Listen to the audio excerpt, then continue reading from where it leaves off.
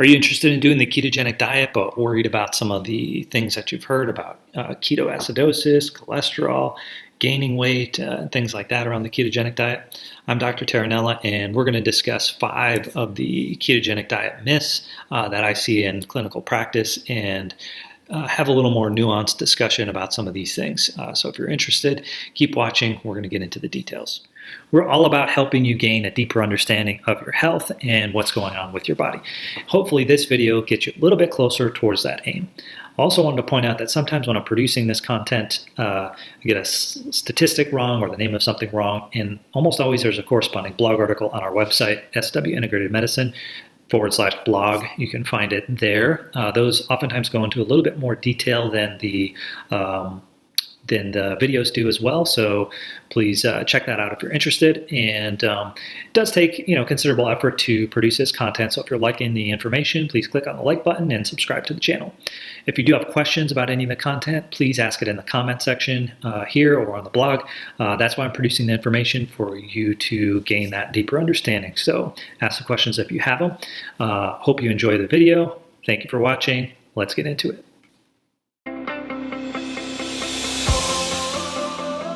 5 myths about the ketogenic diet. So I'm just going to list them out, and then we'll talk about each one in a little more detail. So number 1, ketogenic diet will cause ketoacidosis. Not necessarily true.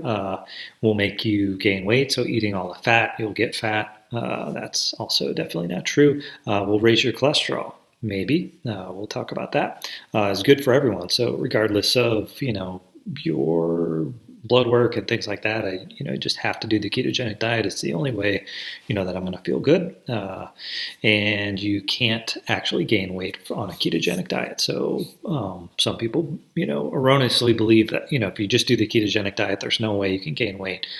So we'll talk about the details on that. So the first one, ketoacidosis. So mainly going to see this, it's mainly true for someone with diabetes, and typically it's type 1 diabetes.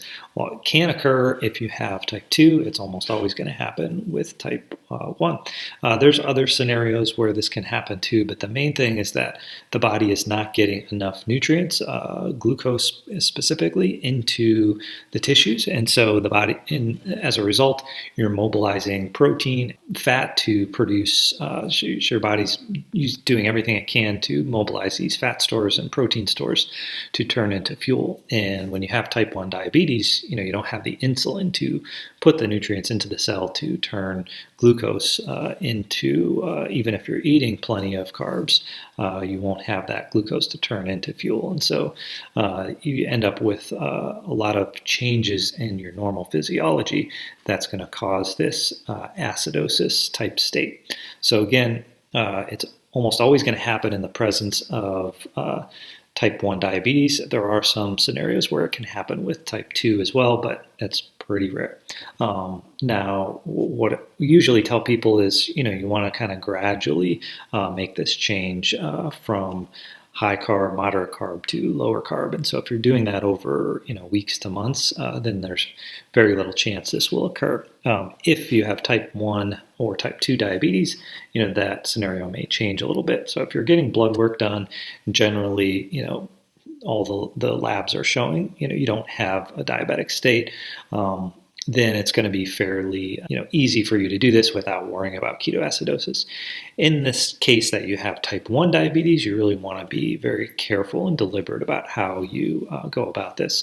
If you have type 2, then generally it's going to be safe, especially if you do it in a very gradual way. That's myth number 1. The ketogenic diet will cause ketoacidosis. All right, myth number 2 is the ketogenic diet will make me fat. And this can happen if you're not following it properly. But generally speaking, eating fat is not necessarily going to make you fat. Fat gets turned into ketones, and it gets stored in the body, and all that mobilized and broken down fat can turn into energy and be used as energy, and it's a very efficient source of fuel for your body. So if you're not doing the ketogenic diet properly, basically you're eating a lot of carbs in conjunction, doing more cheat days basically, and eating too many carbs on your cheat days, or eating too much protein, potentially, you can actually gain weight. The other thing is, you want to be looking at your calories too. So in some instances, you can just change to a low carb or ketogenic diet, and you don't have to pay attention to your calories. But if you do that for too long, and you're not actually losing weight, you may end up gaining weight. So if you're not paying close enough attention to your calories, obviously that's going to be a problem. But generally speaking, when you have this high carbohydrate, high protein diet, you're producing a lot of insulin, and that insulin is making your body swell because it's inflammatory with fluid, but it's also causing an increased stimulation for growth in your tissues. So insulin's like an anabolic substance, like a steroid in some ways. So it causes muscles and fat and things like that to grow. And so, when you have a very high insulin, your body tends to, expand. So just by changing that hormone, just by changing your diet to a lower carb, lower, in some instances, lower protein and higher fat, the insulin level goes down and you tend to shrink. But it really depends what you're doing now, what your insulin level is. But generally speaking, eating more fat is not going to make you more fat because of the insulin issue. Okay, so the third myth or thing that we want to talk about with regard to the ketogenic diet is ketogenic diet will raise my cholesterol.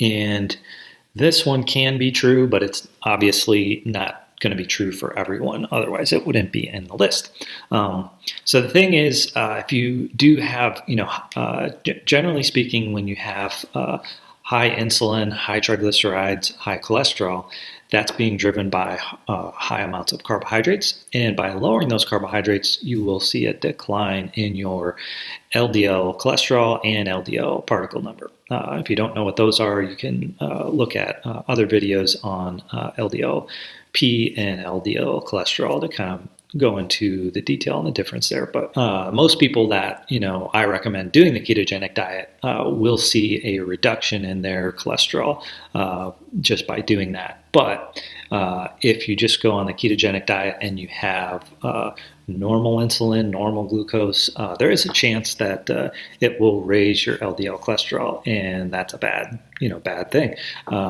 In most scenarios, it's really the LDL-P particle number that we would be mostly concerned about, but it can also raise the LDL particle number. So if you're getting higher LDL particle from the ketogenic diet, then it's probably not a good idea to continue that. Now, there's different things you can do to work around that, but if you do have higher LDL cholesterol and LDL particle number, then you really shouldn't be doing that, because most of the time when you're doing ketogenic diet, it is to improve your overall metabolic rate and metabolism and cholesterol and things like that. But if you're getting the opposite reaction, it's probably not a good idea. And there's some genetic reasons for this and some unknown reasons for this, but you just got to check the numbers. And if they're, getting skewed in the wrong direction, then, it's probably not a good idea. And generally this is coming from, the saturated fat in the ketogenic diet, which again, if you have the profile of high glucose and high insulin, you're going to get an improvement in those numbers, regardless of the type of fat. So you just got to make sure you're checking the LDL cholesterol and LDL particle, and if it's high, you don't want to ignore that. So number 3 is, a ketogenic diet will raise your cholesterol, and it does in some scenarios, but generally, when we're recommending it, it's not for the profile that typically would raise your cholesterol. So it's not very common, but it can happen, and if it does, you want to make the change to a different type of diet. Fourth myth is that the ketogenic diet is good for everyone. So we already talked a little bit about the cholesterol scenario. So in those cases, obviously, it would not be great. There's also some things surrounding thyroid and digestion and adrenal issues that you want to be more cautious and potentially not do a ketogenic diet if you're having a really strong, hormonal issue with your cortisol and thyroid. You probably wouldn't want to do ketogenic diet right out the gate. But sometimes, making a gradual shift in some things in your macronutrients might be more appropriate for you. The cholesterol thing as well. So there are some, scenarios where you wouldn't necessarily want to do the ketogenic diet. The fifth myth that we want to talk about is some people get this erroneous idea that, you can't gain weight on the ketogenic diet, and that's just simply not true. If you eat too many calories, you will gain weight. Some people, no matter how much they eat, tend to not gain weight no matter what, but in the case that you already have this sort of metabolic profile where you're producing a lot of insulin and you're overweight, if you eat too many calories, it will make things worse. So you want to, when you're doing ketogenic diet, be cognizant of the amount of protein, the amount of calories, the amount of carbs, and lastly, the amount of fat. But calories, carbs, and protein are pretty important to make sure you're not going to gain weight when you're doing the ketogenic diet. So hopefully you liked the video. If you do, click on the like button and subscribe to the channel. Thank you for watching. We'll see you next time.